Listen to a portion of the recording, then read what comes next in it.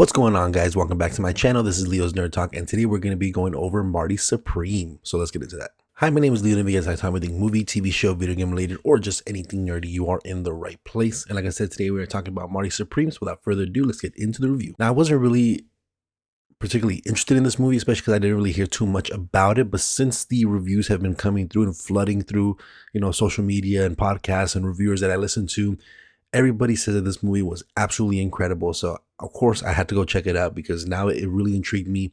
I didn't even know what this movie was about until I started hearing some of those reviews.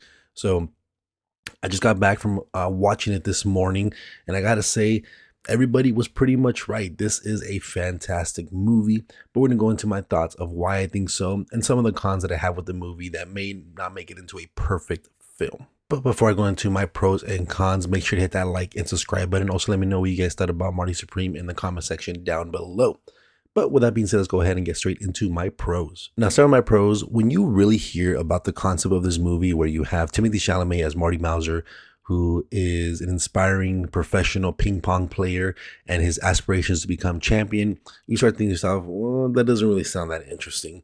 But somehow Josh Safdie figured out a way to make you so interested in ping pong, even though this movie really doesn't focus that much on ping pong. It focuses around, Marty Supreme or Marty Mauser getting to the championship and all the troubles and chaos and things he has to navigate to even get to Japan to make the championships.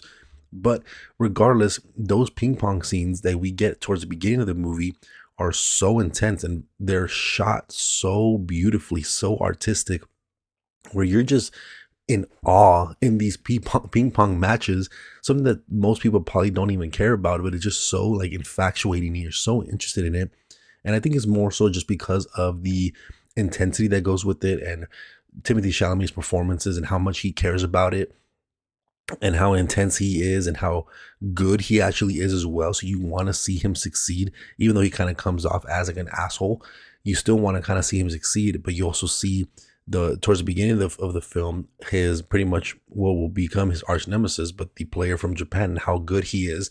And you already start to build up that rivalry before they even meet each other, just by the shot choices, the way Timothée Chalamet is recognizing his skill and things like that. So for, the Safdie or Josh Safdie to make us interested in just the ping pong concept, in even though that's such a small portion of this movie, to make us interested and make us feel the intensity of these matches, I think that is very, very much kudos to Josh Safdie and his directing and his shot choices, his lighting, and just pretty much everything he did with this film beyond just the ping pong, also just the shot choices in general and the character works and how he directed this movie, the pacing, how it always felt like something was going on, the chaos. If you guys seen a Safdie movie, probably the most common one people are going to bring up is Uncut Gems, because the chaos of this movie feels very, very reminiscent of Uncut Gems, where there's always just so much going on.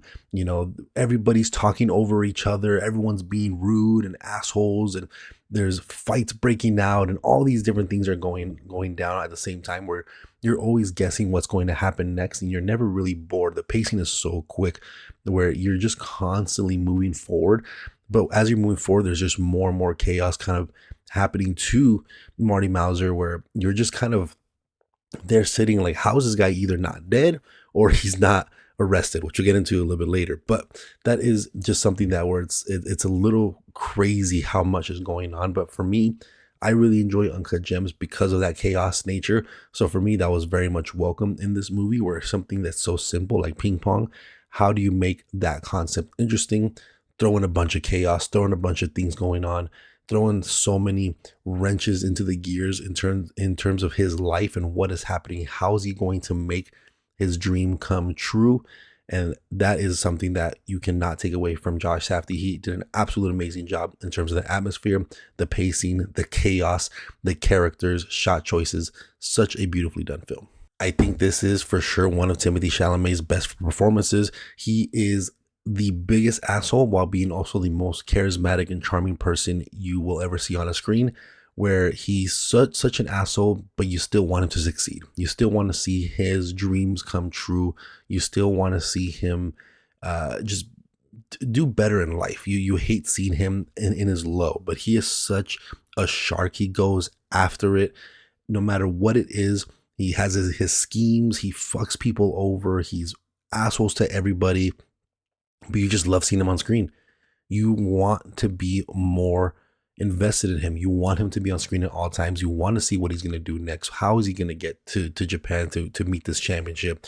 What is he going to do? And you want to see his plan succeed. And of course, like I've mentioned already, chaos kind of ensues from that, where all of his plans seem to just fall apart. But you just want to see him succeed, even though he is an asshole. He is a dickhead. He leaves everybody in the dust. He's only caring for himself this entire movie, but he does it in such a charming way where you're like, I just really like this guy. I don't know why. I want to follow him and I want to see him succeed. But I do think he gave one of the best performances. The frustration in his eyes, the emotion that he brings, especially towards the ending, the intensity, how much he's willing to sacrifice just to make it to this ping pong tournament. So I think Timothy Chalamet did an amazing job, and everybody did an amazing job. You know, you have like someone like Kevin O'Leary who does an amazing job. You have this new kind of face in Hollywood that everybody seems to be going crazy about, but Odessa as Rachel, kind of a love interest to Marty. Amazing character, amazing actress. She did a great job, great performances. She brought a lot of emotion to this as well, a lot of stress to this story as well. So she did a very fantastic job. But overall, you have Tyler, the Creator. That I think is just a fun little introduction into the cast memberships here. But overall, I think everybody did a fantastic job with the performances.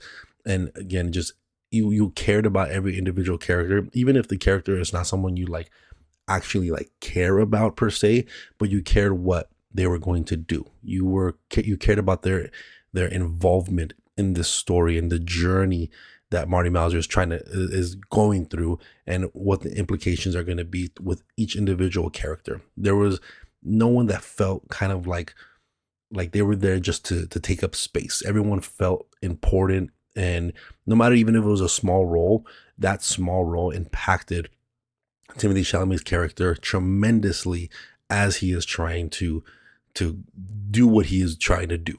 You also have a very amazing score here, very subtle. It's if you're not really paying attention to the score, that's not something you really listen to or pay attention to as you're watching movies, you might kind of miss it, but it's very subtle but very impactful, and it drops at the right moments to just intensify the scenes, intensify the sequences, and it's a very well done score. I'm not sure who the composer is of this score, but I absolutely enjoyed it. And during the certain very intense moments, whether it was through ping pong matches or chase sequences or fights, you can definitely notice it. It kind of seeps through the screen, and you feel that emotion, and you kind of get that little bit of dopamine rush because you like start to lift up in your chair and your eyes widen and you want to see what's going to happen next. And so the score definitely elevated this entire film for me as well. And also, I think this movie ended in a very satisfying way, a way where you leave the movie just very happy with the conclusion. I'm not, I don't want to get into this too much detail, but it's not as like dark as something like Uncut Gems. It's definitely a lot more satisfying, a lot more wholesome, and I very much enjoyed it. That ending definitely made me tear up as well. So it's a very satisfying conclusion to this incredible, chaotic, crazy story that we kind of go through.